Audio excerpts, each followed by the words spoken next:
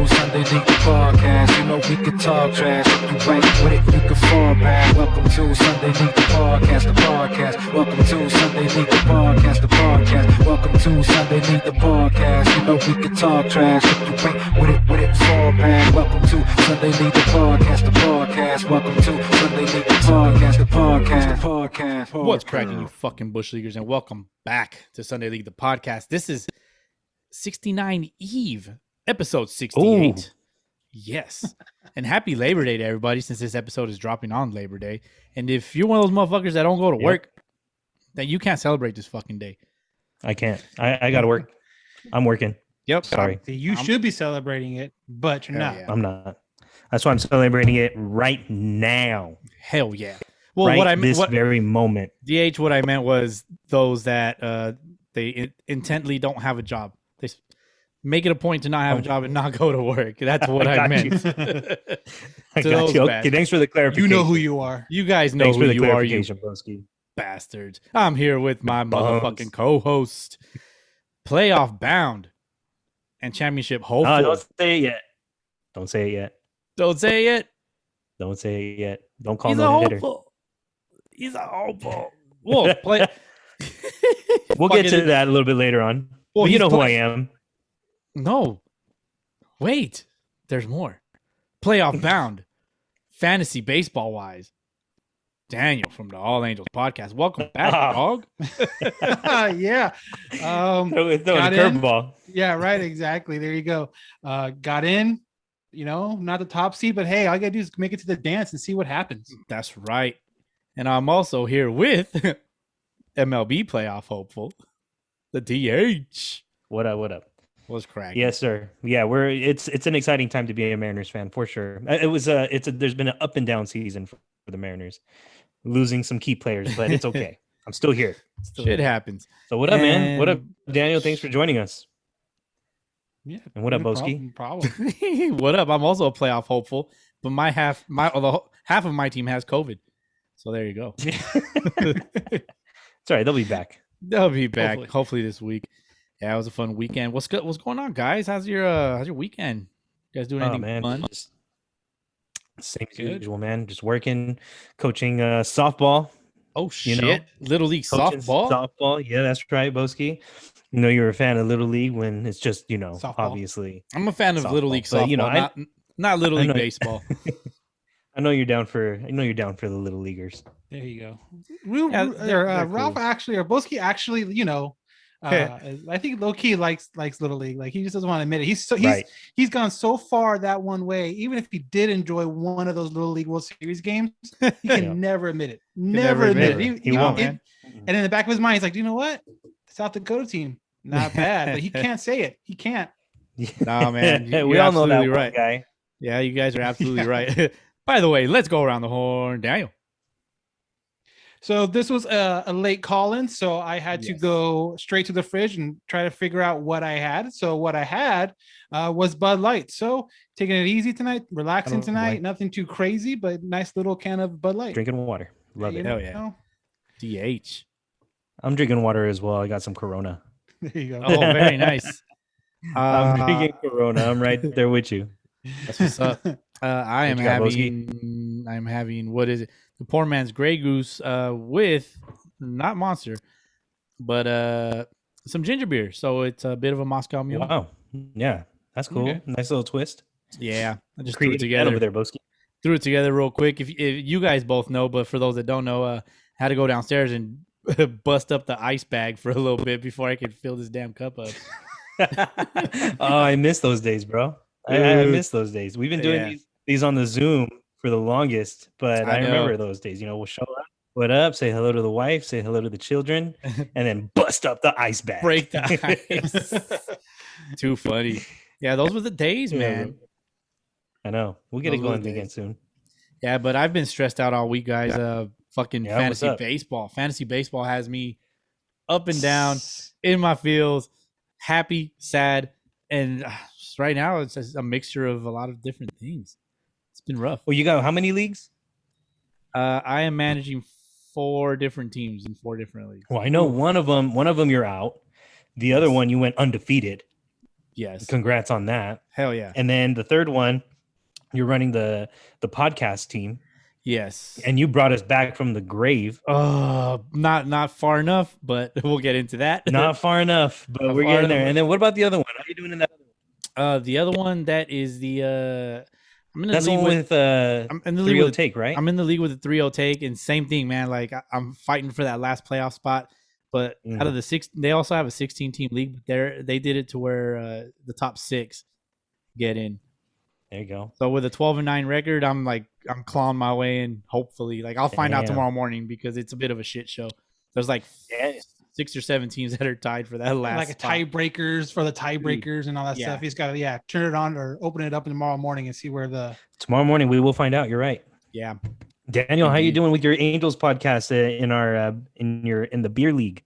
You know what? Not bad. Obviously, I haven't finished the way I want right now. Again, I don't know where I'm going to be sitting tomorrow morning, but as of right now, I am the 3rd ranked team, I guess. But I mean, well, you're definitely in the playoffs. Definitely in the playoffs. I think I could have done better, but my top pick, kind of now revisionist history. I got the 14th pick in the first round, so it wasn't like I was picking at the top. That was true. Kind of upsetting. But you had close consecutive picks at least. Yeah, but I mean, when it's in like a 16-team league, it's like it's tough. It gets thin quick. So my top pick, Trevor Story, has not had a good year. Has had a down year. Mm-hmm. As he sits right now, he's the 11th ranked shortstop. So that's not something you need out of a top draft pick. But other than that, I gotten good contributions from Adam Frazier, Jared Walsh. JT Realmuto has been kind of up and down all year. And George Springer has been injured quite a bit. So, considering the injuries and all that stuff, I think I've done all right. I've done okay. Yeah, man. Well, you're in there. Man, well, currently you're 12-6, but tomorrow morning you'll be 12-7-2. Thanks to us. Thanks to Mr. Boski over here bringing us back to life. Since that Molly 28th, the last 1, 2, 3, 4, 5, 6, 7, 8, the last 9 weeks. Boski, you brought us to 7-1-1 in those last 9 weeks. So shout out to me. And I we needed some miracles to get in. I wish I would have started a little bit sooner. We needed just that one more win, because I think that was like a 2 or 3 week layover where I just I didn't even look at it. So there was a bit of a transition for that, and I put that on myself. But you know what though, you brought us back, so. We might be out of it, but at least it was close for our. It was definitely Sunday close, and I'm going to tell you how close it was. After you, we're going to get into our fantasy leagues, but go ahead and talk about your fantasy teams that you rolled through. Which one? My personal ones? Your personal ones, anything that you're in, man. My personal one, I got the one that I got with with some of our homies. I am 1 win away from hopefully making the playoffs. I don't know. I'm beating Frank this week, and if I beat him, we're tied for the last playoff spot. And I don't know which way it's going to be. I would think that he would take that spot because he beat me a little bit more one-sided than I'm beating him this week. I'm only beating him by 1. So I don't know, man. We'll see. But I'm feeling pretty good. My other fantasy team, I'm making the playoffs. So that's a slam dunk right there. I just got those 2 teams. Oh, there you go. Man, I'm feeling pretty good. Daniel, you got any other teams, or are you just playing with the one? I'm just playing the one fantasy baseball one right now. I mean, I'll get into this. Can be the cross sports reference. I got like a couple fantasy football teams to start up. Yes. Very nice. So that's I do like maybe like 2 or 3 of those, and I probably do like one baseball one because with baseball it's so much more like day-to-day stuff. Yeah. Like I don't know if I could do what Boski's doing and go like 4 teams, because then I would every single day. That might be too much. With football, I can be at least like once a week. I can do it for 3 or 4 teams and be good. Like so one baseball team or one baseball fantasy team and maybe a couple footballs, but that's about it. And this one's actually been a lot of fun. It's the first time where I've gotten into like a baseball draft or baseball league where it's like I actually know some of the guys that are actually in it. Usually it's like you join a random league or something like that. And it's because like, I mean, obviously, setting this thing up, it's hard to find people that are actually going to commit to something like that for so long. So I've always been like, whatever. I was joining a random league just to do it, to keep me occupied. But it's like the first time in a really long time where it's like, you guys, I know, obviously, and then like I talked to some people like on like Instagram and stuff like that. So I feel like I know them, even though like we've never met, in person or anything like that. Yeah, and it's funny because like in some of the leagues that the DH and I are in, like it's for money, and some of these people just simply don't do anything, but they pay their money. Yeah, they made no moves during the whole season. Yeah, that's kind of what we do for football too. Is we'll put some money on it, and people seem to pay more attention to it that way. So, not big money, can't afford big money, but just a little, $40 here and there kind of keeps you interested. Yeah, indeed. Exactly. There's something to play for. For sure. So, yeah, but no, I'm feeling pretty good about my personal teams. We'll see in the morning if I make playoffs, but my other league I'm in for sure. I'm out to defend my championship in that one. So we'll see how it goes, man. Yeah. Now, I did want to get a little bit into our. Should we hold off on the rest of our fantasy bullshit for later, or you want to get into it right now? No, let's do it now. Drop it right now. All right. So, of course, I went undefeated in our one league, but that's regular season, so I'm not undefeated yet. Knock on wood. Got to knock on all that wood. But I wanted to get mostly into our World Pod Classic playoff bracket, just for however it stands right now. At the top of the list, Real Talk Baseball, they came in. They said, "Hey, we're gonna mop the floor with everybody." They did 14-6, no ties, so good for them on that. Because ties kind of suck. Congrats. Yeah, they complicates a lot of shit. Badass Billy Ballas. And they won again this week, so they're gonna be 15-6 after this week. They're gonna be 15. Best record in the whole league. So congrats to them, Real Talk. Second seed. Okay, well, anyways, Real Talk is gonna be going up against. Is it 705 yet? Nope. We passed it. 847. 847. So the funny thing with 705, us, Sunday League the Podcast, and the girls, which is Bree and Mag's Dugout, shout out to them. They kind of stopped participating after a while. But all week, I was just watching all these scores. Ours in particular, because we played Daniel, had to whoop his ass. We did. Yeah. So shout out to that. But in particular, for us to make playoffs with a 500 winning percentage, we had to win this week, which we did. 705 had to lose, and Bree and Max Dugout also had to lose. Now, all week, 705 was winning like 10-2 throughout the week up until maybe like Friday night. And same with Bree and Max Dugout and Real Talk. Real Talk was molly-whopping them all week. 12-0, 14-0 or whatever up until this morning. And so this morning I wake up, I'm like, oh shit, like it's going to be. Yesterday I was stressed out all day just with all the leagues combined. Then this morning even worse. So in my head, Bree and Max Dugout, at some point they were down 10-4. So I stopped paying attention to all that. Then with 705, it came down to 2 batters. Now, yes, it came down to 2 batters. So 705 was up 7-5-2. What the current little score is right now. At the end, just about at the end of the day, with all the games just about done, aside from the Giants-Dodgers on Sunday Night Baseball, 2 batters. Yeah, there's 2 batters. Let me see. It was a Max Stassi for the Angels. Yes, and Yuli Gurriel for the Astros. They're playing the Padres. Now it's funny because these 2 batters ended up batting at exactly the same time. Now, if you look at the matchup, you'll see the OPS. The OPS score was .771 in favor of 705 versus .770 for View from the bleachers. Those bastards for not playing. So you'll see why. So Yuli Gurriel is with View from the bleachers. Yuli Gurriel hits a bomb, makes it more interesting. He puts them within 1 home run of 705. Carlos Correa is on their bench. He also hit a home run. They hit back-to-back home runs. So you could imagine how it would have gone. Dang. Yeah. So hopefully I'm painting a good enough picture for you guys. So at for whatever reason, their OPS was at .771 and .771, but it was in favor of 705. So it must have been like that fourth or fifth digit. 1,000th decimal point. Yes. So at this moment, Yuli Gurriel is up. He walks. Now he gets up 3-0. Pitcher, whoever, I don't remember who's throwing. Oh, it was Mark Melancon. Mark Melanson's throwing. He throws a slider right on the outside corner with a 3-0 count.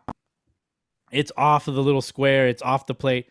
Umpire, strike one. So it counts 3-1. Oh, shit. So I'm like, when I saw the pitch, I'm like, fuck yeah, he walked. Umpire, strike one. Fuck. Next pitch, same exact pitch. It's ball 4. Nope. Strike 2. Oh, shit. Motherfucker. And then the next pitch, it was a slider away, and it's far enough away it's ball 4, so he walks.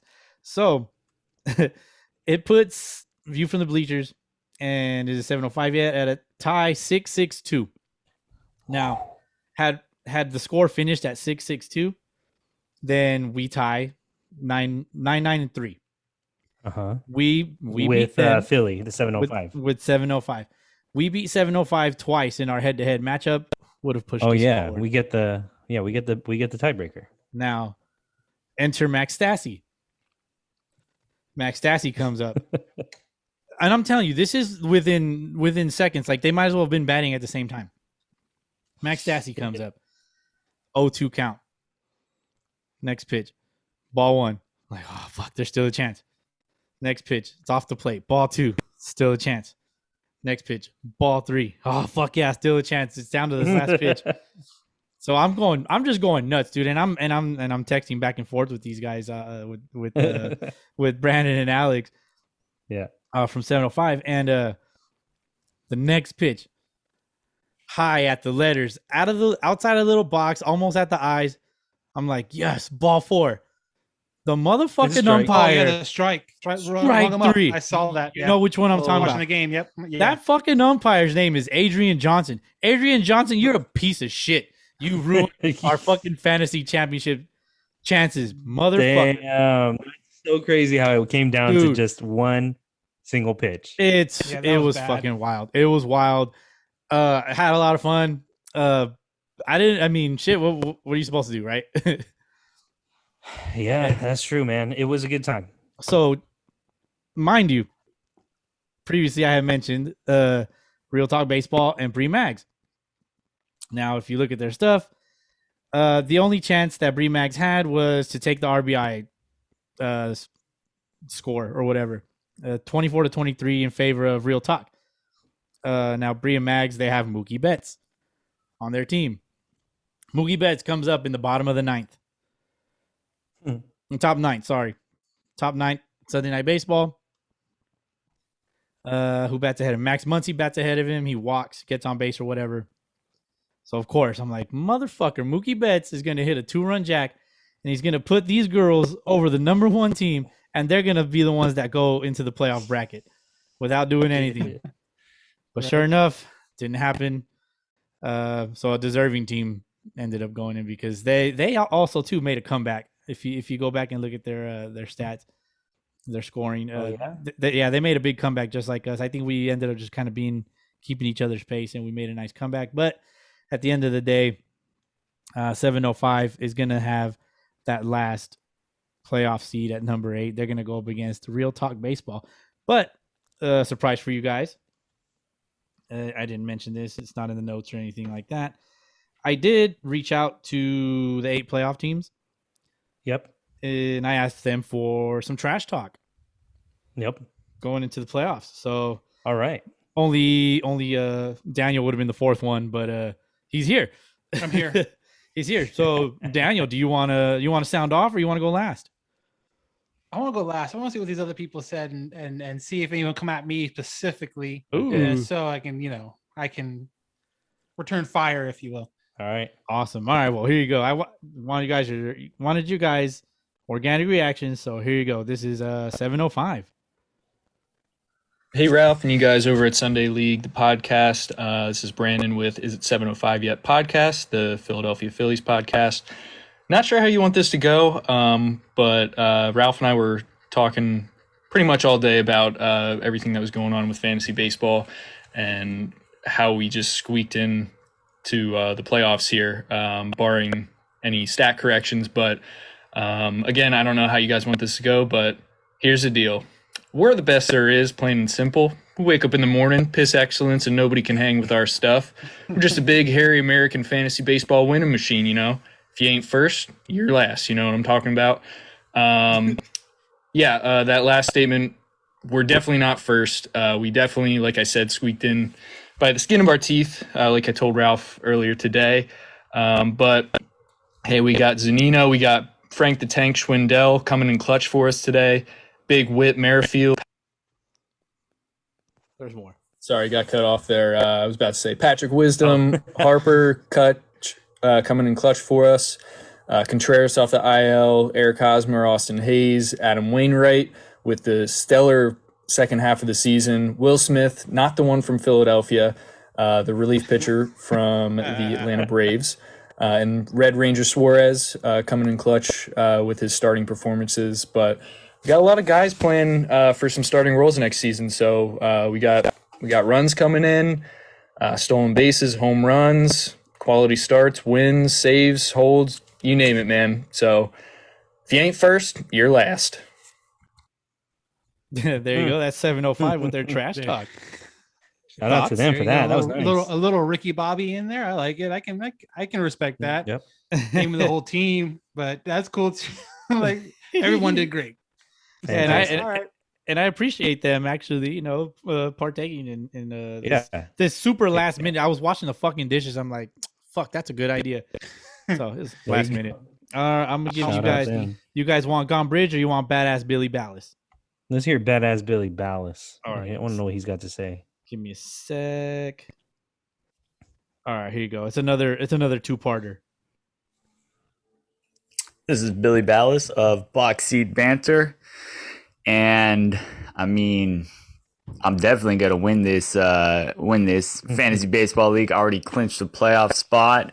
Everyone else, you might as well not even show up. I mean, there's a reason they call me Badass Billy Ballas. It's because I pretty much win anything I'm a part of, whether it be playing baseball, coaching baseball, fantasy baseball, whatever it is, it's all mine.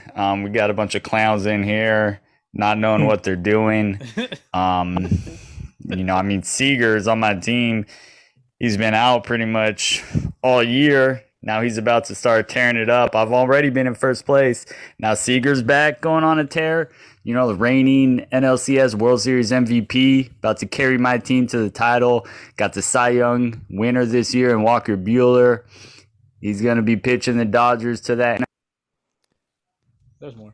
So, yeah, I kind of feel guilty winning this fantasy league, playing against a bunch of guys who think they know everything, but clearly don't. But, sometimes that's what you got to do. You got to come in here, show everybody what's up, and that's what I'm about to do. So, no hard feelings.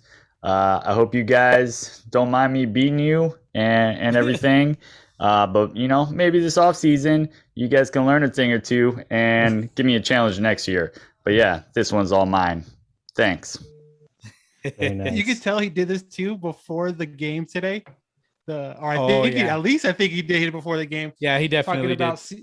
Talking about Seager going 0 for 1, pitch hitting duty. You talk about Walker Buehler, 3 innings pitched, 7 hits, 6 earned runs, only 1 strikeout, and 18 ERA for the day. So he might still get the Cy Young though. But he'll still get the Cy Young because DeGrom hasn't pitched like in a month and a half. Yeah, most likely. It's a good try, but it's like we start naming names. You're like, probably should have waited for that last game to finish. But maybe. But I don't think it affected him. Let me see. Did he win this week? No, he's still up. He's still up on Gone Bridge. Yep. 13 Gone Bridge, 13-7. Yep, 13-7. He's gonna make it. That's gonna be interesting too, because I think he's gonna get the 2nd seed and then see if Real Talk and him meet in the championship. That'll be nice. That'll be interesting. Boys from Gone Bridge. Here you go. This is the last one I have recorded, by the way. What is going on, Sunday League listeners? This is Andrew, Steve, and Alex from the Gone Bridge podcast. I just wanted to say that you better watch out because we're going to make a run at the title this week. Umbridge is gearing up for a deep playoff run, and you better believe that we're going to get hot when it really matters. So keep an eye out. We got Shohei Ohtani, probably the MVP of the league, full of firepower. Offense is going to explode. Stay on the lookout. When the Sox are hot, Gone Bridge is hot. Gone Bridge fantasy is even hotter when all three of those things line up. So with the Sox getting hot, that means Gone Bridge gets hot. That means Gone Bridge fantasy baseball gets hot. And that's perfect timing, right around for the playoffs. We're going to run a train through this playoff run. I will say we have not finished the season as well as we started the season. Looks like we're going to be like a 5 or 6 seed right now. We were number 1 for most of the season. Obviously, Acuna went down. Didn't help our chances. But no complaining here. We got our roster. These guys are locked and loaded, ready to go in the playoffs. And I just don't envy who we're going to face in the first round. I just don't.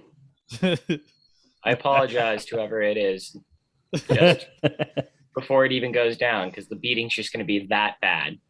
It is. Hope you recover soon. Before we finish this off, Pesky Pull Podcast didn't make the playoffs. So Surprise. thought I'd point that out. I like that. Eek, they had a rivalry all season. Yeah, I like that. So anyway, watch out for us. We're a wagon, just like Vladdy's ass. Go Sox. That is definitely the best one. Oh, I was dude, like that how one of great. them was like, "Oh, we're on fire. We're heating up," and then everyone's like, "Well, we haven't played so well recently." Oh Like, shit, that was okay. pretty good. That was good stuff. Daniel, floor's yours. And you know what? Just a little bit more on that. Ohtani possibly being the MVP. No. Ohtani's going to be the MVP. Agreed. You're looking at that guy that has a legit shot of 50 home runs, 30 stolen bases, and 10 wins on the mound. So does it matter? And like we were saying last episode, Boski, do we care? Do we care that he would be an AL MVP with the lowest batting average? No. No, because who cares about batting average now? I think that's more of a What about the opponent's batting average? yeah. I think it's like well, it's perfect too for DH. It's like, did anyone care that when Felix Hernandez won his Cy Young, he only had like 12 wins? That's 12 and true. 9? You know, 12 and 9, right? Or Yeah, something he like went. He barely won 14 games. I think was the season that he won the AL MVP. or Cy Young. I'm sorry, Cy Young. You're right. Yeah. So I will double check that, but I think it was only 14 games that he won. yes. So Was it a big deal at the time? I don't know. People talked about it. yeah, but it didn't. So It didn't affect people him. will probably talk about Ohtani's batting average, but like you're saying, it doesn't matter in this day and age. The way the game's going, it's like hardly there's a handful of players that are going to bat 300 over 300 this year. What did you guys say Yeah. before in other podcasts? What's the league average is like 230 something. So he's Something above like that. average. So there you Above go. average. That's true. There you go. Yeah. So it's So like kind who of do a you sliding think scale that way. who do you think his competition is? Honestly, I think if he plays out the rest, I think it's gonna be unanimous. Honestly, Mm. but obviously, I think the only one that's gonna come close to him is probably Junior.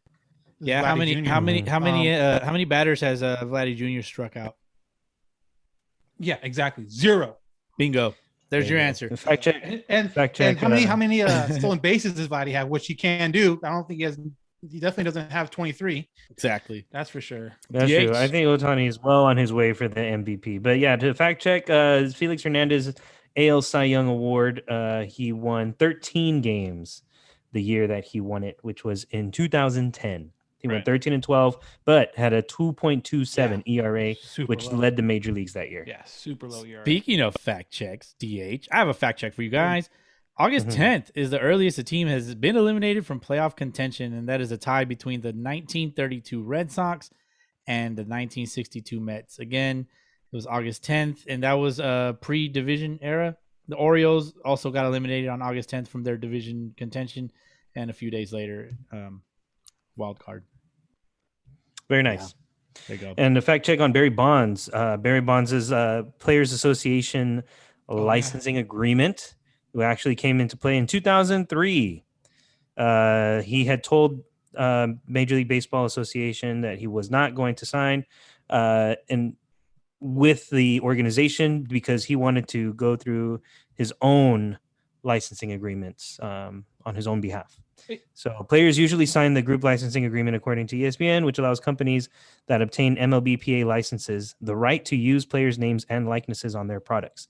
In exchange for their rights, the players get a percentage of the sale of the products, such as trading cards and video games.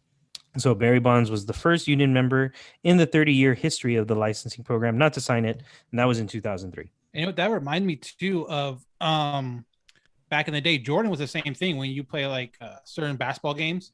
That's it was true. like something. It was like random players, 45 and on the Bulls, but didn't have his name, but had like his height and all that stuff. It's like, oh, we know who this is, but he must have done the same thing Bonds did, where he didn't sign the paperwork. So, Jordan and Bonds are the only two guys I can remember where you're trying to find those guys like in a game because you'd love to play with them, and like they're Joe Schmo number 24 or 20 whatever. So in baseball case it was Reggie Stalker. Reggie Stalker. Yeah. You know, Jordan was never in cross sport reference, never in NBA Jam or anything like that, huh? That's because of that. Reason why, that's what I'm saying. Like, it was that, and then like you look like NBA Live 98 or whatever. It's like, oh no, Jordan's not there. So nope. Crazy. The best players find a way to make their own money. Somehow, some way. I don't know. Maybe it's a sign of for other players to follow suit. Who knows? Well, didn't Griffey, when he came out with his original like Griffey baseball, he was like the only player in there that was the actual name or something, if I remember correctly. Yeah, those and that had a little something to. Go ahead, Boski. No, I've lost my train of thought. Keep going. I was just gonna say that was because they didn't have an agreement with MLBPA to use the actual players' likeness in those games. Yeah. There you go. So, but yeah, Barry Bonds, the only one that in any game, regardless, you can't use his real name, but you can change it. You can change it in the game. Yeah, you can go in there manually. Yeah, you can customize it. And I remember Reggie Stalker wasn't he a white dude in the game? I think so. Yeah, he had the same power ratings and all that stuff. Yeah, he's crazy. He's yeah, Barry Bonds definitely made some money. You know who else made some money? There was a Labor Day tournament in the Sunday leagues this weekend. Oh shoot! Yeah, so there was a tournament between 8 teams. The teams are irrelevant except for the 2 that were in the championship. The California Reds, DH, you know who they are. I sure do. This the old Reds. They were in the championship for this tournament against the SoCal Goats. Unfortunately, they lost to the SoCal Goats. The greatest of all times. Yep. They won $1,000 for their team. So shout out to that. That's pretty dope. That's nice. Yeah, a two-day tournament, 4 games. Crazy. Yeah, it's about $80 a player that you won. There you go out that night. And I think it was like especially if you don't have work the next day. Mm-hmm.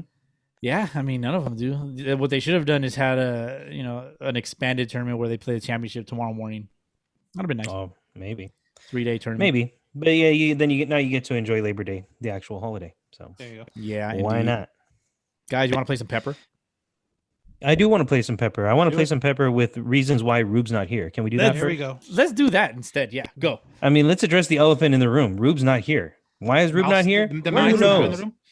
Who knows where Rube is? For God's sakes, we have to know. We have to know why Rube's not here. We don't understand why. We know he's alive. And we know he's somewhere. Do we need a magnifying glass by any chance? We might. No, we might just not in the sun. Because that's dangerous. That's all dangerous. It's dangerous for him. But no, I mean, we know he's alive. We know he's around. But you guys have seen David Letterman's talk show at night, right? When he has the top 10. Yeah. All right. Well, I have a top 10. Top 10 reasons why Rube's not here. And this is brought to you by Laddie Daddy's Ass Chaps. Pasties for your ass. So why Rube's not here? Reason number 10. Oh my God. Reason number 10, he got a last-minute invite to the World Toe Wrestling Championship. Number 9, he ate one of DH's edibles. Number 8, his book club meeting is running late because he's reading. Number 7, he was accidentally locked inside a cash register at work. Number 6, he's recovering from the side effects of his booty lift procedure. Ouch. He called 1-800-MY-BOOTY. Number 5. He is secretly attending a recording of On Deck as Alex Bentley's Towel Boy. Oh, shit.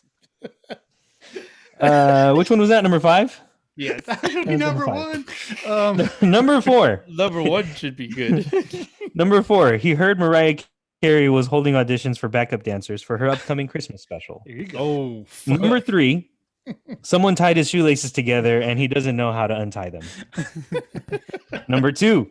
He was wrongfully abducted by a pedophile. And the number 1 reason why Rube is not here, he was trampled by Boski's Triceratops. Oh, Thank you very much. Very nice. So, live, Rube, if you're out there, we're thinking of you, bro. And we all know the real reason is because the Dodgers lost. Yeah, it's because the Dodgers lost. That was funny too. Yeah, Rube can suck it. Rube can suck one. Of course, suck it hard, Rube. All right, let's play some Pepper. Boski, what you got in your mind? Brad Hand, the left one. He was DFA'd from the Jays. Dude, that sucks, man. I mean, the Jays traded were hoping he was he was going to be their guy to close out the games, and well, they just closed out his bank account. Isn't that so weird though? Like these, like especially reliever wise, is like these guys can be like so hot commodities, and like 2 years later they're getting traded and DFA'd. Yeah, I don't understand. He's a good player. He just had a bad run. He had a bad run in Tampa Bay. It was really bad in Tampa Bay. I'm in Toronto, my bad. Yeah. He had a 7.27 ERA in Toronto. That's bad. In 11 games. Well, the part of it too is like the 2 stadiums they were in before they actually went up to Toronto, Florida and Buffalo. Those are like minor league parks that are very hitter friendly. So it's like, give the guy a break. Let him pitch in actually Toronto for a little bit and see if he can, turn it around. But I guess not. Yeah. Yeah, man. I mean, 3.59 with Washington, and you get traded thinking you're going to be the closer because they needed a closer. They needed somebody to lock down the games in Toronto, and it just didn't work out. But hey, the Mets, why not? They picked him up, Mets right? are hot right now. Yeah, Mets are hot right now. The Mets are up and down. They're something else. But Jose Iglesias, former Red Sox legend, was released earlier this week from the Angels. But they called up a pitcher named Jansen Junk. Started today. First major league start. How'd he do? First major league start. So that should tell you anything. Actually, not terrible. Not terrible. He went 3 2/3. Gave up 5 runs, 4 of them unearned. What happened? He ended up what was it, the 3rd inning? Had an easy play to the shortstop overthrew him. 2 more guys get on, ends up giving up a home run. So that's where the majority of his runs came. So I only technically gave up 1 earned. Like I said, 3 2/3, 6 hits, 2 strikeouts, a walk. For a guy that I honestly didn't think was going to be called up this year, not terrible. Cool. The guy with the last name Junk. I mean, as a pitcher acquisition, he was actually in the Yankees farm system. He was part of the Andrew Heaney trade. Oh, they're like, get this junk out of here for other junk. I remember seeing that name around somewhere. So the funny part is when the actual trade deadline came and I saw a headline like on MLB.com or whatever, because I got like the Angel News like updates to my phone. All I saw was Heaney traded for Junk because he was a top like prospect in that trade. So I'm thinking of like, is this like, the Onion or something like that where someone's just making up? Because at this point, the Angels hadn't made any moves at the trade deadline, and people were talking about they're going to make moves, but nothing's happened yet. So I'm thinking to myself, like, oh, someone just like, put it out there. It's on Twitter and all that stuff. But no, it was actually his last name's Junk. I thought it was funny that, and forever now, when you go back, the headline's going to be Heaney traded for Junk. Love it. Yeah. But I mean, what do you think though about his, the reason why the Angels got him was for his defense, number 1. And then, a somewhat solid contact bat. Yeah. So Iglesias, 16 errors this year, career high, obviously. For him. Crazy. Is that, I mean, is Jack, who's the guy that they're putting at Jack Mayfield? Honestly, I think it's going to be an open competition right now about who's going to play shortstop. But with Iglesias, he looked great in spring training. He was making some great plays in spring training. He was making the basic plays in spring training. And for whatever reason, this season, there was a stretch where he had like 8 errors in like 2 weeks or something like that. It was crazy. But then you look at his, and I talked about this on the podcast this week and last week, defensive run saved, is kind of helps metric, it takes into account the range of a player and stuff like that. Like I think Correa is the best shortstop, and he's at a positive like 28 or something like that defensive run save for the year. Jose Iglesias was at a negative 21, worst by any shortstop in the league. Tough. So the errors, than just him just getting poor reads on balls that he should be getting to that he doesn't get to. So it's like doesn't technically go down as an error because he never got like a glove on it, but it's like you should be able to make that play. You should be able to get to that ball kind of thing. So right now they're going to go with Mayfield, Rengifo, Phil Gosselin. Phil Gosselin's more of a third baseman, second baseman, but I honestly think they're going to have an open audition for that spot. And if any guy stands out, they might not go for a big name spring shortstop in the offseason, but we'll have to wait and see for that. Carlos Correa. Sounds interesting. Sign him up. Yeah. Or the Mariners could sign him up because the Mariners just extended Jerry DiPoto and Scott Service, DH. How do you feel about it? They got it. They clearly know, what they're doing, even though, sometimes it's a little questionable from a fan's perspective, but they know a little bit more, a lot a bit more. That's exactly why they're in their position. So, and they're doing a good thing right now. Mariners are right in the thick of a postseason race, and maybe a little bit ahead of schedule because they've been talking about 2022 is the year that they really take off. So keep it going. Let it ride. Let them keep doing their thing. And once Julio Rodriguez comes up, he's the next A-Rod apparently, or he's the next heir apparent to being the face of the team. Once he comes up, let him do his thing, and we'll see where it goes, man. So good for them. I like Service. I like Scott Service. I remember watching him a lot when he was on WGN with the Chicago Cubs, starting catcher with them for a little while. So I like Service. Jerry DiPoto, I'm warming up to him. So we'll see where it goes in the next couple of years, man. Yeah, and since the Mariners, like they've been showing success recently, I mean, you gotta reward that, and it seems like they've been playing the long game. You've been keeping track of when they traded Kendall Graveman, and they picked up. But you know what? They picked up the Bull, man. Abraham the Bull. I like that guy, bro. Like, I didn't know much about him. I didn't know much about him at first. I just knew that he looked like a gamer. Like he goes out there, you put him in whatever position, he's gonna play hard. And so I like him for that. Yeah, that's good. But it sucks that we had to trade Graveman. Sucks. But at the same time, he's a free agent after this year. Sign him back. Sign him again. Yeah, sign him again. He was a key piece of that bullpen, and bring him back. Let's run it back with him. Yeah, definitely. Chapman, I mean, the Yankee and the Chapman. Yeah, and a week from now, well, like a week and a half from now, the Red Sox and the Mariners could be playing for that last wild card spot potentially. Yes, sir. Mariners are right now only 3 games back of the Red Sox for that wild card spot. Indeed. I don't know if the Cardinals are 3 games back from the second wild card spot, but Wayno. Cardinals are 3 games back. Okay, it kind of felt that spot. It kind of felt right, so I just kind of went with it. So Adam Wainwright and Yachty, Wayno and Yachty, they've had their 300th start together earlier this week. DH being a catcher, would you want Rube throwing to you for 300 starts? If he was as good as Wayno, yes. Okay. So yeah, I mean, they obviously Yachty knows what he's doing as a catcher. Yeah. One of the greatest catchers in our time right now, for sure. If he's not the greatest, he's one of the greatest. So yeah, sign him up for 1 more year, give him his grand finale season, and probably same for Wayno. I think Wainwright looks really good this year too. I don't see why he wouldn't play another year. I don't know what his contract situation looks like, but I'd say let them both run it back. Wainwright, looks like he found his second win. Yeah, what is he, 41? Wainwright? Yeah, he's around there. Yeah. No, not quite. I think he's like 39. Yeah, he's close. I'm gonna fact check that. Mm-hmm. There's a dope YouTube video out there. Go ahead, Daniel. What they can do too, I mean, you got Albert Pujols going to be a free agent at the end of the year. Oh, get the band back together. All three retire. Damn. All 3 going to the Hall of Fame at the same time. Specifically because next season there's going to be a DH and possibly, yeah, possibly. Yes, exactly. I like where this is going. So I mean, if you're going to do one, it's like I feel like it's the Rolling Stones getting back together for like a farewell tour or something like that. Why not get the band back together? Look at you, man. Just looking ahead. You got a crystal ball, don't you? You know what? I will if it happens. If not, then that was just a wild guess. That's true. Fact check: Adam Wainwright is 40 years old.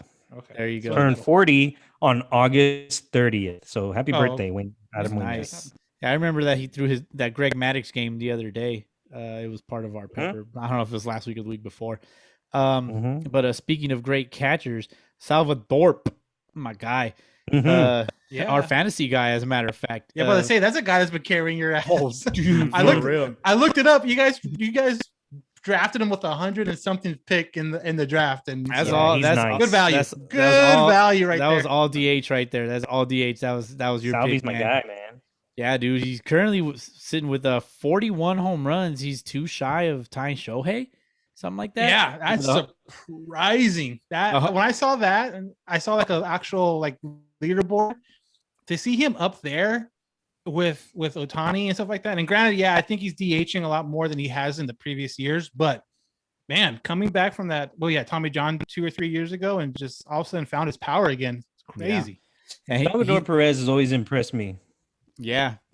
He's one of 3 players this year with 100 RBIs, and he's 1 shy of Jose Abreu with 102.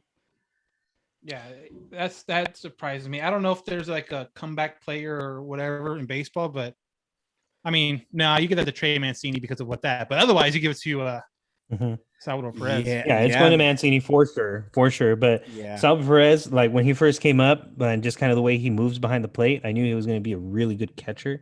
Like and at least his defense was going to allow him to stick around. But the fact that he can hit the ball for power and for average, he doesn't strike out a ton, but he's only 30 or 31 right now. So really? he's going to have a few more years like this. Yeah, he especially DHing more and more, and kind of maybe falls into that full-time role in a couple of years. Yeah, he's going to be all right. Yeah, he's actually 31, 6'3", 256 pounds. Ooh, that's a big boy. That is a big boy, but he's got thick trunks for legs, so he'd be all right. Would you say he's got a wagon for an ass? He does have a caboose. The original wagon. I don't know if it's a wagon. Yeah, maybe he's the original wagon. Caboose. He's one of those guys that I hope he stays in a Royals uniform for his entire career.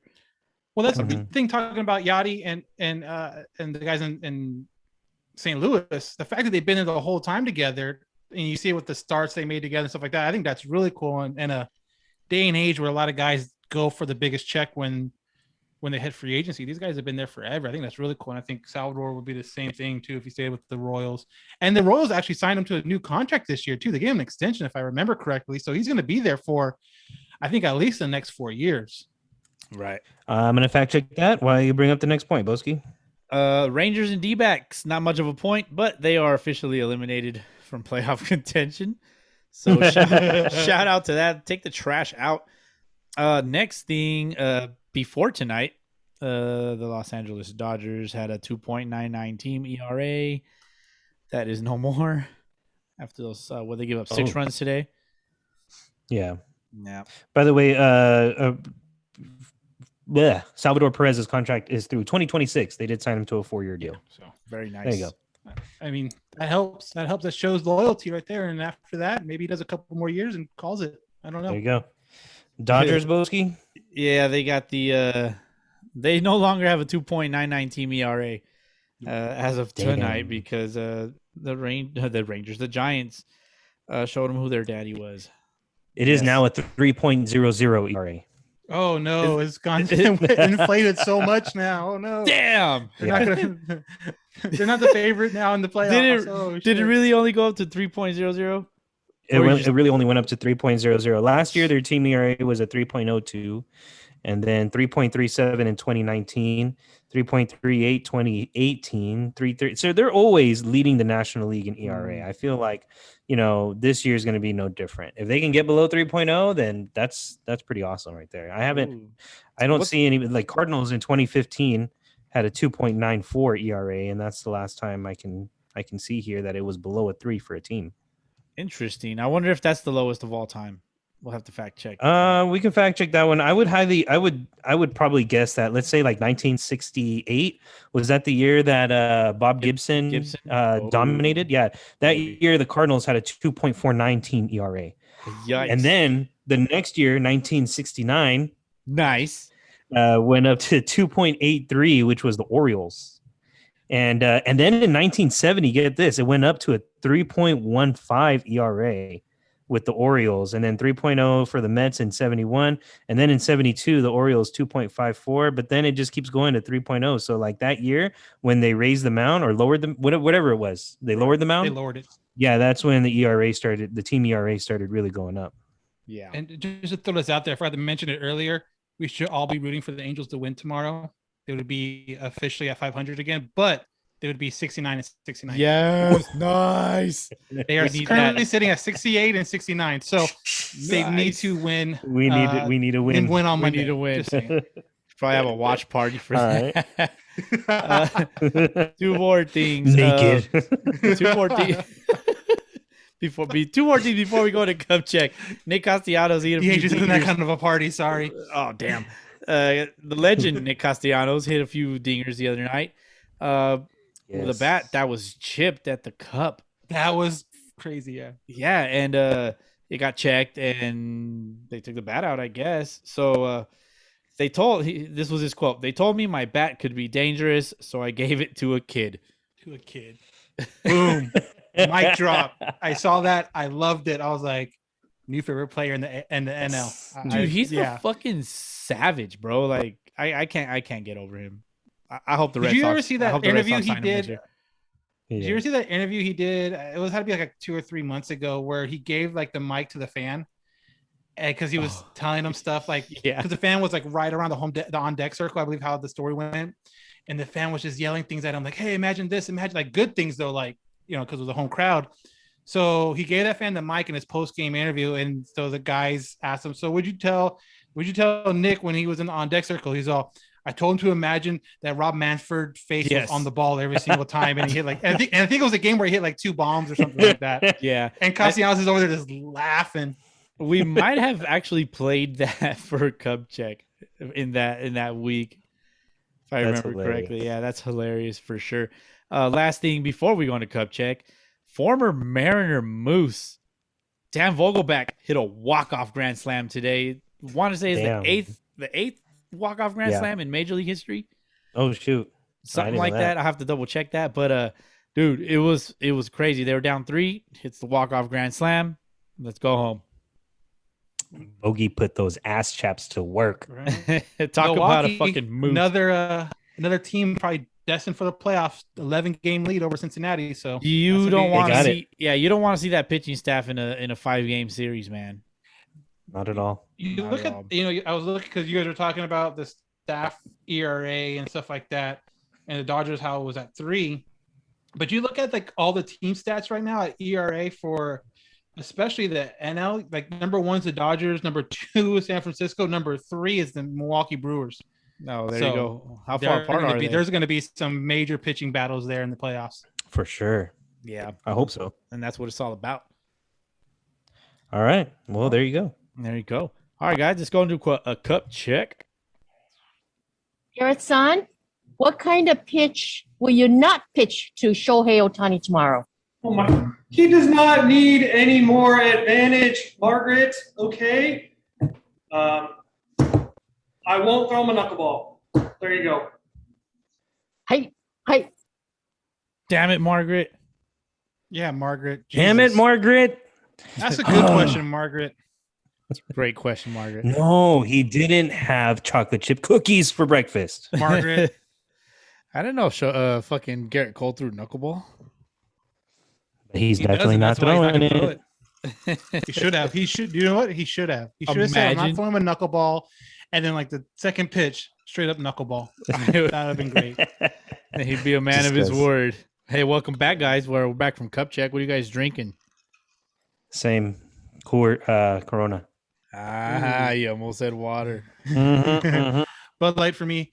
Again, have to tap into my Labor Day stash a little early, but that's cool. So another Bud Light. The stores are still open tomorrow. There you go. Exactly. What you got, Boski? Refill for me. Fucking Moscow Mule in a ball jar glass. What are those things called? Mason jar. Not a boy. Yeah, like a fucking. You call from the comfort of your own home. No, it's because it says ball on the glass. So it's like it's the brand, I guess. I don't the ball glass. know. From the comfort of your own home, it's a good thing you don't got to go nowhere.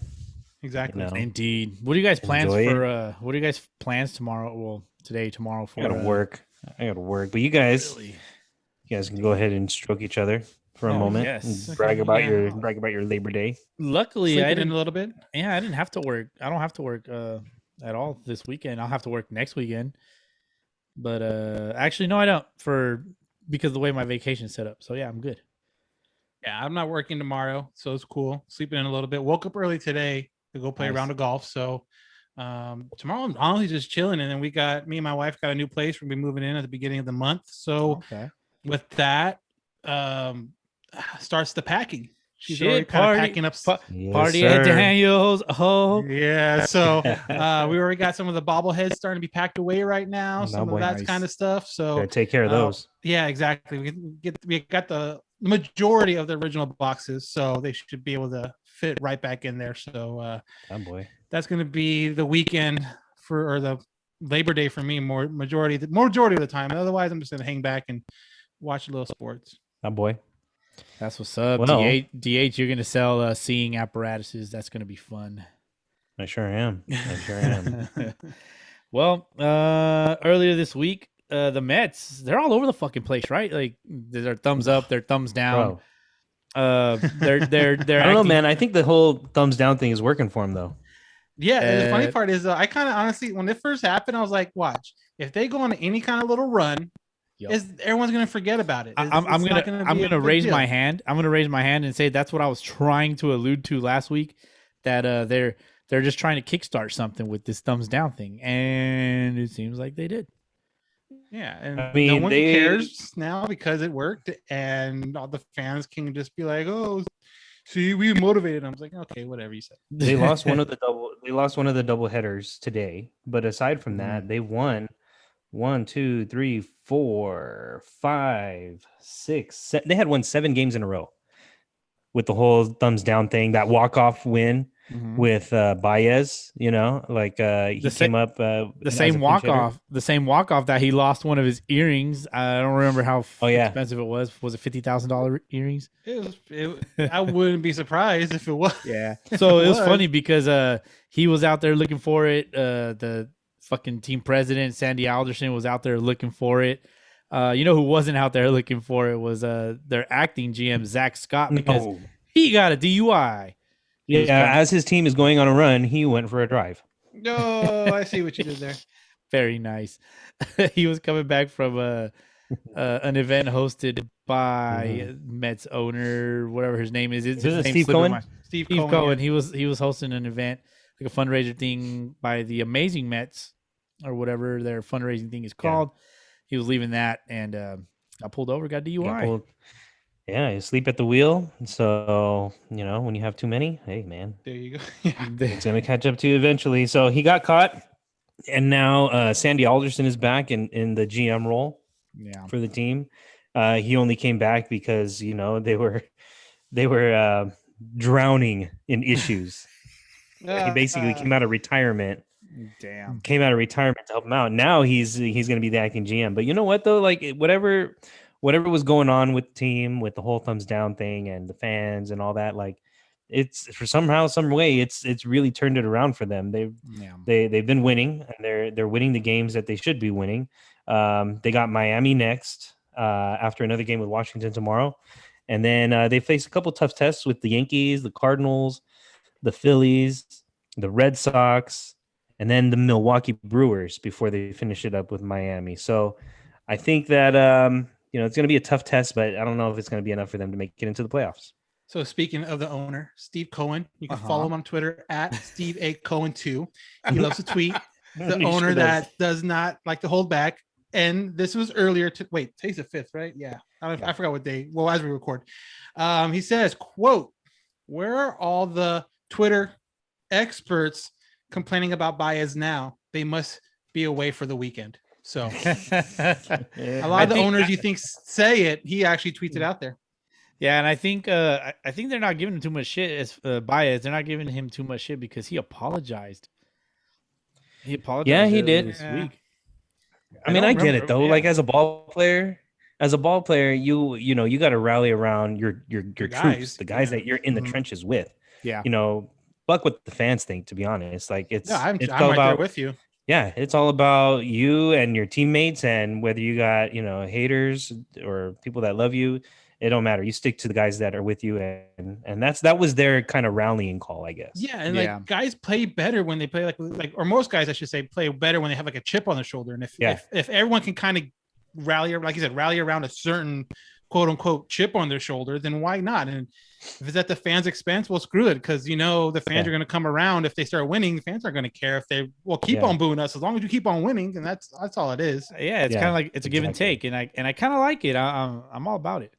I want to see the fans Mets think they can do whatever they want to. I'm not going to lie. Yeah, I want to see the Mets do well, but at 69. Nice. Hey, nice. At 69 and 68, I mean, it's not looking too great. They're 3.5 back of Atlanta. So we need them to lose tomorrow and the Angels to win tomorrow. So we have two teams at 69 and 69. Ooh, they won 8 of their last 9, and Baez is playing hot. I mean, Javi Baez today went 4 for 4. Oof. Hit a bomb. He had 2 RBIs. So, you know, he's playing hot. And at the same time, Lindor is starting to turn it around too. He went 1 for 3 with a homer today. And if I'm not mistaken, I think he homered yesterday as well. Yeah. But the lineup, the way it's set up, it has potential to make a run like the last few games. And this is their time to show it right now. Well, they've had potential all year, and they basically played 500 ball all year. And here we are. They're 1 game under 500. But at least they're not totally out of it. You know, they can go on a quick run and, you know, beat the Phillies a few games, you know, take it to Miami, and they'll be right there. The Braves have been losing a few games too. Yeah. I mean, just kind of looking at it right now in the last 10. Yeah. Or 4 so and 6, sorry. the Braves haven't exactly been running away with it either. So the Mets are only 3.5 back of the Braves for the division. They can definitely do it. And from the wild card, they're a little bit further back. The wild card, they're 4 games back, half game difference. So it's not like they're out of it. You know, they're definitely, you know, playing messy ball. But, you know, it's just kind of like, you know, that parent that works a full-time job that's struggling to make it on time to take their kids to practice. They still get there on time, barely, but it's on time. It's on time. Yeah. So we'll see. We'll see what the last few weeks look like for them. Do you think Baez resigns there? Like, obviously, when all this stuff happened, people are saying, "Oh, he's gone." There's no way they're going to resign him. But if he continues to play well in the last 3 weeks, do you think they even try to resign, or do you think he's gone because of all this? Regardless of how it ends, do you think he did too much damage? Depends if he wants to play in SoCal or not. I don't know. I think he definitely wanted to play with his buddy Lindor.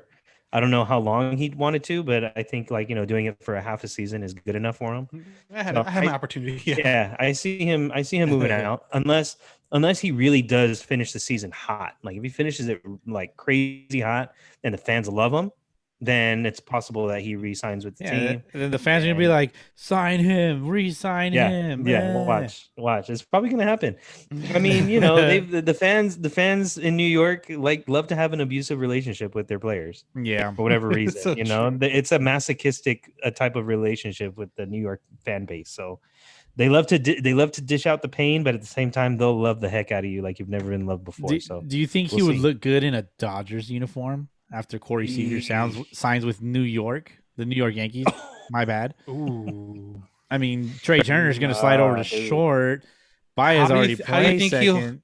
How do you think he'll look in those all blues that they wore tonight? No. The Smurfs. Oh my God. You know what? For real, we didn't address that. Dude, I sound like Rube right now, but they gotta get rid of those uniforms, man. They're pretty fucking terrible. They're you know what? No, I'm not gonna get into it, but yeah, they're bad. Just get rid of them. Burn them. Definitely weren't my favorites, but you know, hey, Dodger fans love them. I'm sure. Los Dodgers, Los Doyers. Sure you know what? I want to say that I overheard in the broadcast, the ESPN broadcast, that they mentioned that a lot of the Dodger fans have not taken too kindly to the jerseys or whatever. I don't know what words he used, but yeah. So it doesn't seem like. Okay, well, I stand corrected. Yeah, there you go. Speaking of the Dodgers, they are number 2 in the power rankings behind the San Francisco Giants. I think it's going to remain like that coming up. Yeah, well deserved. I mean, the Giants beat, they're ahead of the Dodgers right now, right? In the standings by a game. And they're the two best teams, so yeah, you got to give it to them, of course. Yep. And right behind them, number 3 is the Tampa Bay Rays. Houston Astros not number bad. 4. Yep, Houston Astros is number 4. New York Yankees number 5, and then to round it out, the last half of the top 10: Brewers at 6, White Sox at 7, Braves at 8, Red Sox at 9. Hell yeah, go Red Sox! And 10, Cincinnati Reds, which I think they're about to drop out of that coming up this. I would have taken the Brewers over the Yankees. That's just me though, because I think that's more on their pitching than anything else. But I think the Brewers are kind of getting shortchanged there a little bit. I agree. Not getting as much love.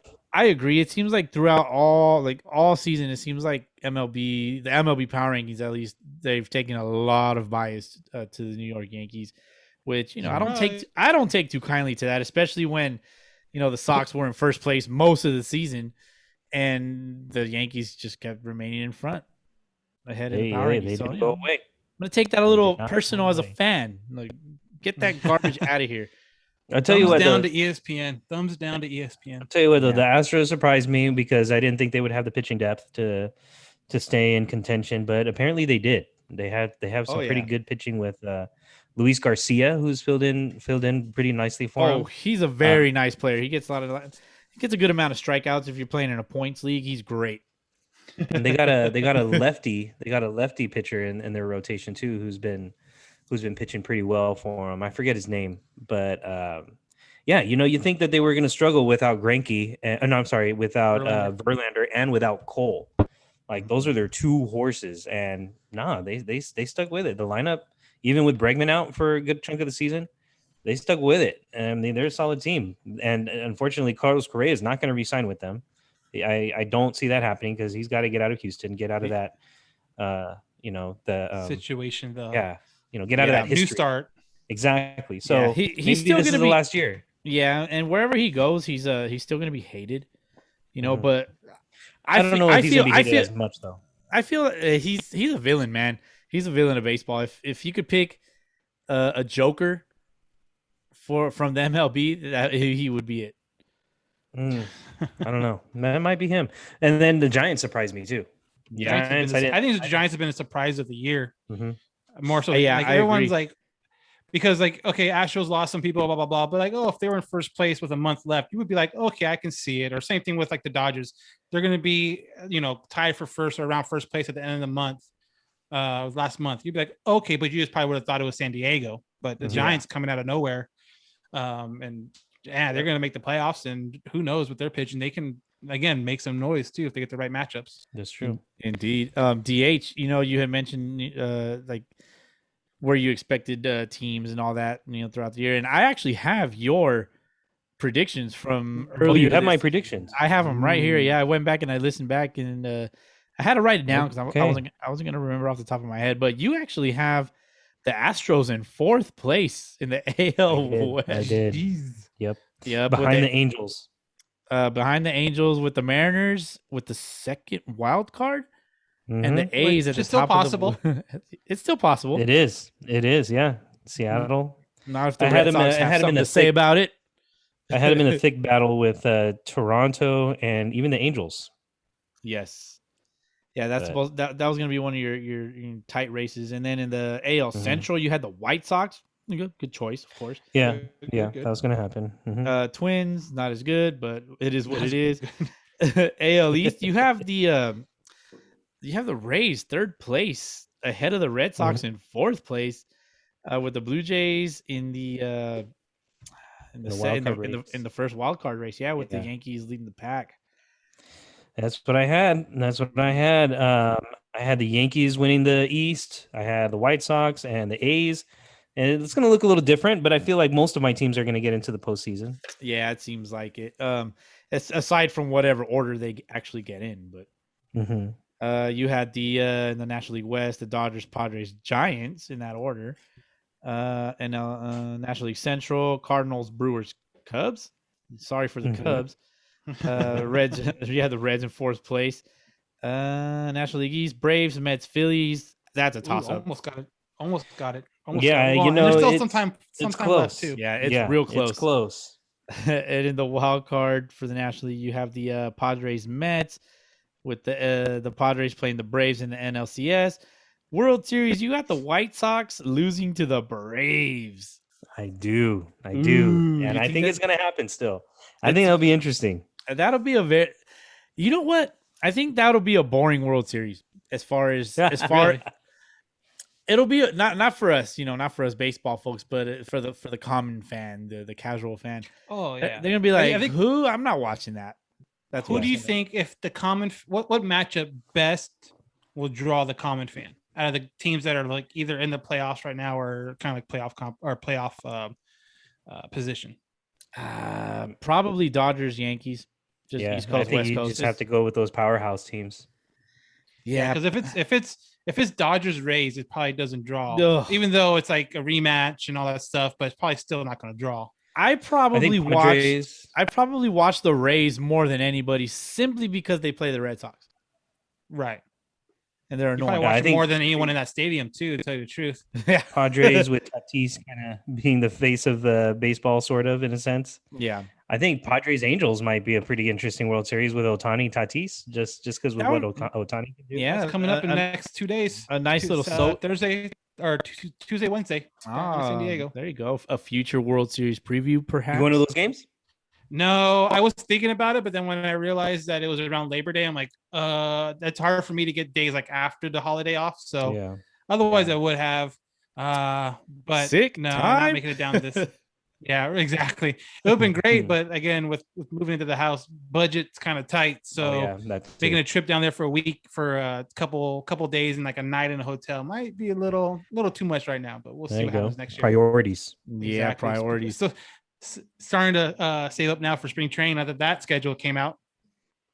That's true. That's true. Look that on your calendar. I'm looking forward to that. Hopefully.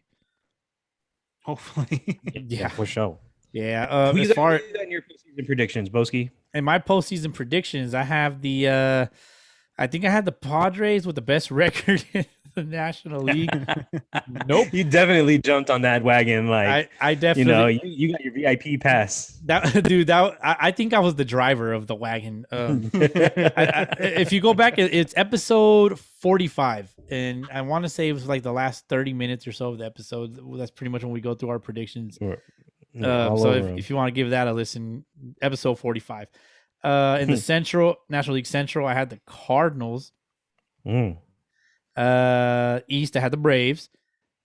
Let's see. And then I had the wild card, I had the Dodgers and the Mets. But I also have the Mets versus the Phillies in a game 163 with the Mets winning. Yeah, that could happen too. That could still happen, bro. Yeah, and I also in that wild card game I had Bauer versus DeGrom. That's not gonna happen. That's definitely not gonna happen. That definitely isn't gonna happen. It's okay, man. We can get into like my MVP picks and all that, and for sure none of this is gonna happen. Yeah, no, I got all that written down too, sir. He did his homework. I did. Sorry, Daniel. In the AL West, I had the A's. The Central, I had the White Sox. The East, I actually picked the Yankees. But in my first wild card, I had the Angels playing the Red Sox in Anaheim. And what did I have? I think I had the Red Sox winning, playing the White Sox in the ALCS. I think it was something like that. Damn, that would have been interesting, though. That would have been interesting to see. Yeah. Oh, yeah. I had Sox versus Sox ALCS. I have it written right here. But yeah, the Red Sox were my sleeper pick. It was gonna be a surprise for everyone, which it was. It's fair to say. Yeah, there you go. Yep. Surprise the heck out of me. Couple of hot takes that I also had. Juan Soto flirts with 400. That's not gonna happen. No. Jackie Bradley hits over 300. That's not gonna happen. No. Let me see. I had Julio Urias leading the Dodgers in team wins. In wins, or that's whatever. close though. I think that's actually pretty close. That might be accurate. We'll have to fact check that, but we probably won't have to. I also had for my AL. Urias is leading the major leagues in wins. As a matter of fact, with 16. Hot take. Boski was very nice. Cracking. He's also on our fantasy team. There you go. 1 for 3. National League home run leader. I had Eugenio Suarez with 55. Nah. And NC Boomstick, Nelson Cruz with 49 leading the American League in home run. Thumbs down, Boski. Thumbs down on that. Thumbs down to that. And then let me see. Where's your paper? I have to find it again. Let me see. You had Trent Grisham leading the Padres past the Dodgers in the National League West. Something like that. Yeah. And then you had let me see, National League MVP Bryce Harper. So did I. Mm-hmm. That's close. He's having a great second this last couple months. Uh-huh. He might also work his way back in the conversation. Indeed. Yep. I also have written down that Rube said that Bryce Harper was going to hit 225. He's hitting over 300. He's such a Bryce Harper hater. Dude, you look at Rube's predictions. Who wins the MVP? Mookie Betts. Who wins Cy Young? Mookie Betts. Mookie Betts. Oh shit! Let me see. Let me see. You had Mike Trout as your AL MVP. Sorry, Mike. Hey, he could have been if he stayed healthy the whole year. He was on pace for a better season than he's had. But how many batters would he have striking out? Exactly. Oh yeah, he wasn't going to get this year with Ohtani, but we didn't know at that point Ohtani was going to be. We didn't know what he was going to be capable of. Yeah, I didn't know he could put up this. I knew. Go back and listen because I knew. Rookies of the year, Danny DH. You had my boy Rice Sand, Randy Rosarena, and Six Toes Sanchez. He didn't pitch at all this year. I don't even think I pitched at all this year. Yeah. Your Cy Young, you had Tyler Glasnow and Aaron Nola.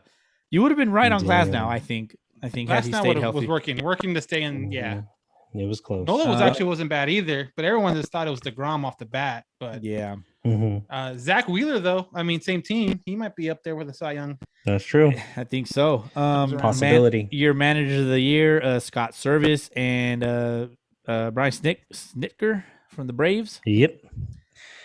Service.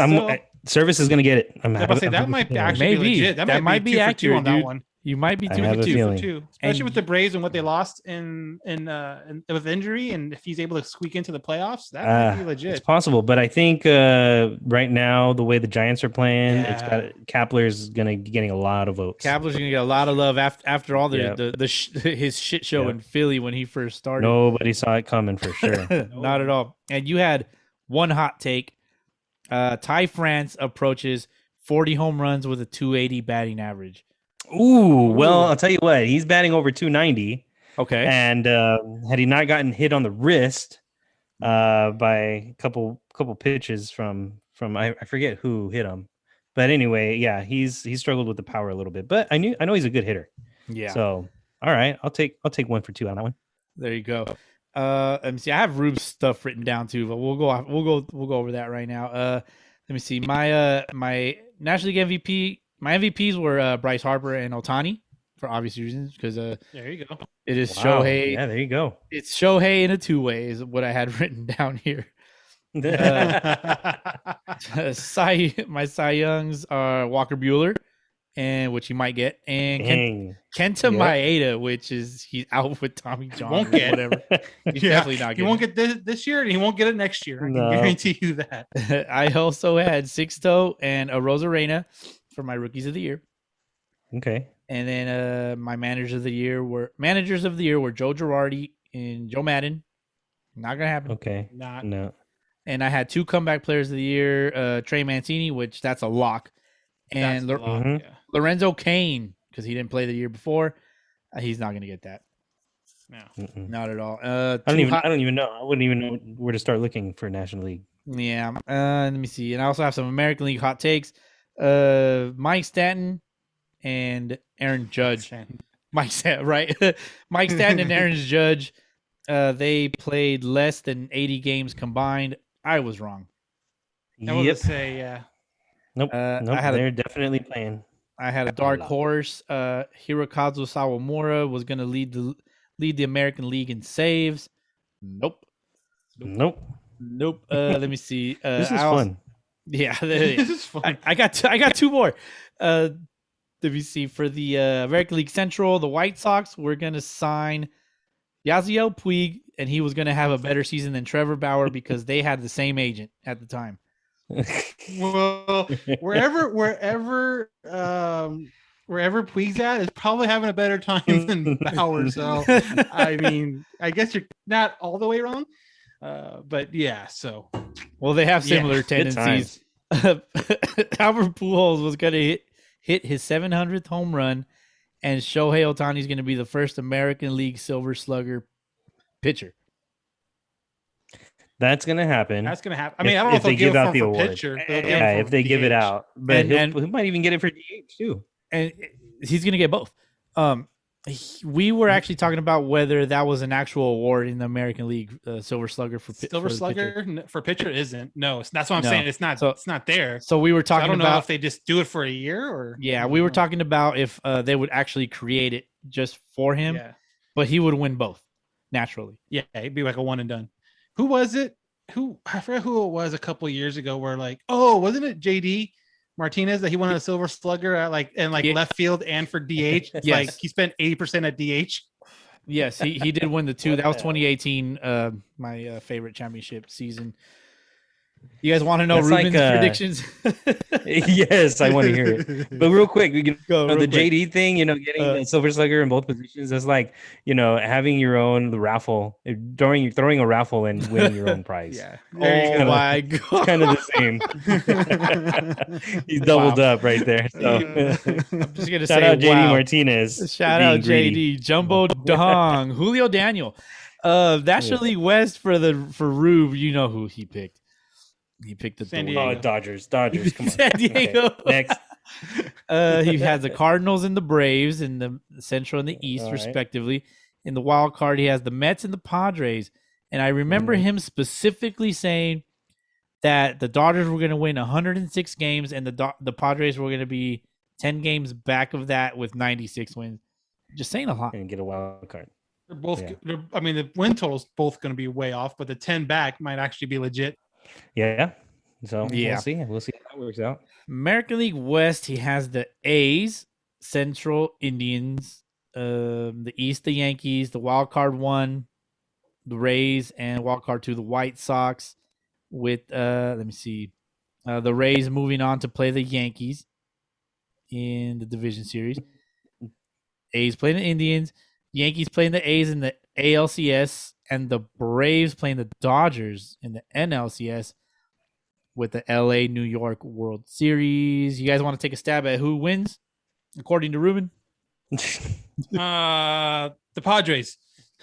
Ooh, nice. The Los Angeles Padres. The Los Angeles Daddies. No, the LA Padres. The LA Padres. Los Dodgers. Los Dodgers. Go Poyers. You guys want the Poyers? Let's see. NL MVP Corey Seager. Of course, that's not going to happen. Nope. So this one was funny. He says, at first, his American League MVP initially, he says Mike Trout. Then he switched over to, if he has a decent season, was going to be Albert Pujols. It's like he knew he was going to be a Dodger. It's like he knew at the beginning of the year that he was going to be a Dodger. Yeah, I'm gonna jump on that bandwagon right now because halfway through the year, he's so quiet and his feet are so quiet. That shit is soft feet. The dirt doesn't move. The dirt doesn't move. Oh my god!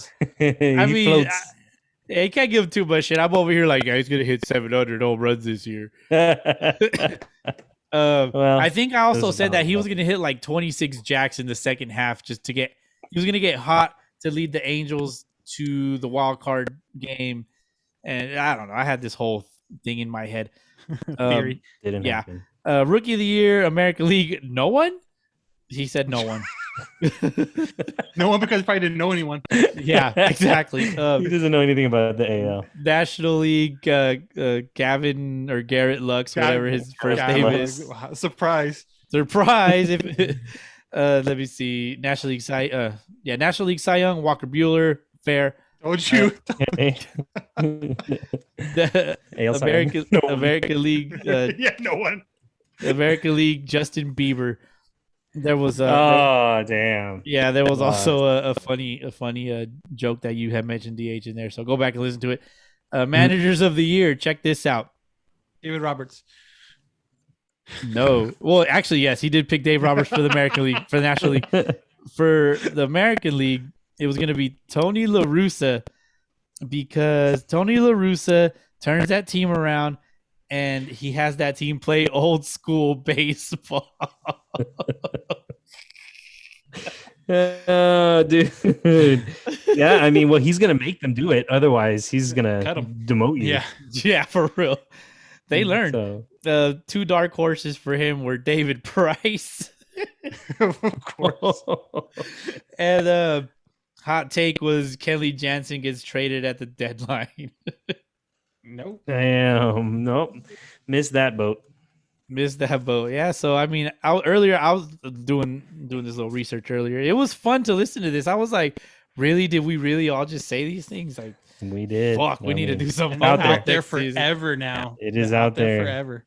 Yeah, indeed. Good and stuff. we have a library of shit, guys. Well, I mean, that's all I got. I don't know if you guys got anything else. DH, you got anything?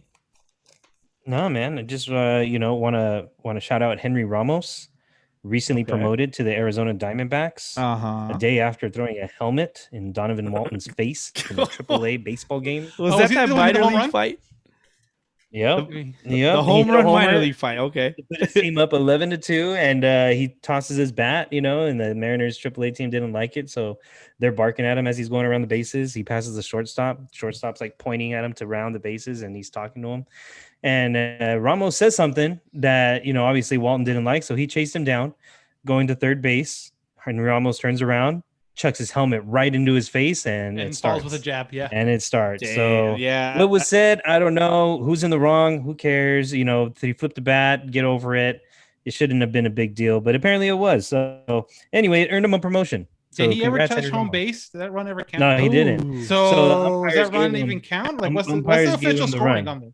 Oh, they just the umpires gave him the run. Apparently, they enforced the rule that if a fielder impedes his ability to, advance to the next base, he's awarded a base. So therefore, they awarded him the home run. Not that the fielder got in his way, but his face did. Oh my god. So anyway, yeah, but he got his promotion. He doesn't. Hopefully, he doesn't have to play AAA. He doesn't have to face AAA pitching again. Dude, shout out Henry Ramos, Hank Ramos. But he spent like 10 years in the minor leagues. So finally got his. That's why he pimped it. It's like he doesn't know any. He's like, fuck this! I ain't coming here again. I ain't coming back. Speaking of spending a fuckload of time in the minor leagues, shout out Jack Lopez, a silver medalist this year. He got called up from the Red Sox because of this whole COVID situation. They got like half of the damn roster locked up in hotel prison. But he got his first major league hit the other day. So shout out to that. I mean, dude, imagine spending 12 years in the minors, 10 to 12 years. That's a grind, man. That's hey, if you love it, if you love the game, that's Crash Davis, dude. You cannot judge him or anything like that. Like if he does anything and you're like, oh, he doesn't love the games. Like, no, look at his minor league stats. He put up with all the bullshit. Yeah. So shout out to these guys that are just minor league grinders, man. That's actually an Instagram account. Check it out. They actually posted something earlier. They got like their pregame meal, and he was showing like his piece of chicken, and it was still pink in the middle. Like he had some medium rare chicken. Nice. That's exactly how I like it. Oh, it's so gross. Just scraped across the grill and then pull it off. Get yourself some. Talk about Labor Day barbecue. There you go. Get yourself some salmonella. Any medium rare chicken. Yeah, I'll take that. I'll take that with a side of salmonella and some COVID. Yes. I think, that's gross. I don't know. Anyway, hey, it's the meal of champs. The meal of champs. Yeah, dude. So stuff you got to put up with in the minor leagues, and he made it after 12 years. That's amazing. Yeah, well, it's better than the bush leagues, right? Oh boy, yep, definitely, indeed, definitely living the high life. Oh, Angels, Daniel, you got anything, sir? Podcast comes out. We're working on it. Season's almost at end, so coming up, once the season ends, we're gonna start getting more and more, trying to get more players on now that they're schedule free opens up a little bit. Same thing with riders and stuff like that to get ready for the off season, because as an Angel fan, you always have the off season to look forward to. So I guess that's what we have. There is no off season, right? Yeah, just non-playing season. Exactly. So check us out, All Angels Podcast, anywhere you get podcasts. Check us out on our social media stuff, Halo_Haven, both on Twitter and on Instagram. Hell yeah, keep doing your thing. Check that shit out. Find it in the links down in the show notes or description. DH, got anything? I do. I got my $5. Ooh, $5. All right, guys. Before we say bye, I just want to say to all you unemployed motherfuckers, get a job. Stop celebrating Labor Day. Go get a job. No barbecue for you tonight. Exactly. All right, let's get the fuck out of here. Peace. Later, fools.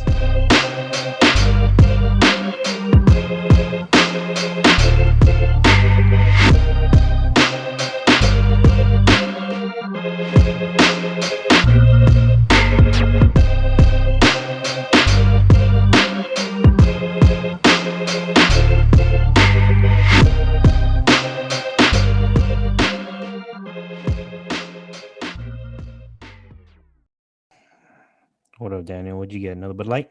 Yeah, it's more of the same. Oh boy. Yeah. That a boy. So that's the only thing I had on standby. So I was like, all right, whatever, it works. Oh shit! How long have you guys been back? Just got back. Just a second. Just a sec. Oh Not fuck! bad. Hold on. Gotta plug in this computer before it dies. Do it. We're good. Sorry, I'm out of breath. It's because my kid. I had to bring her up. I had to carry her up to put her in bed. That a boy. You know, next to Margaret and a roomie. Oops, sorry, that was me.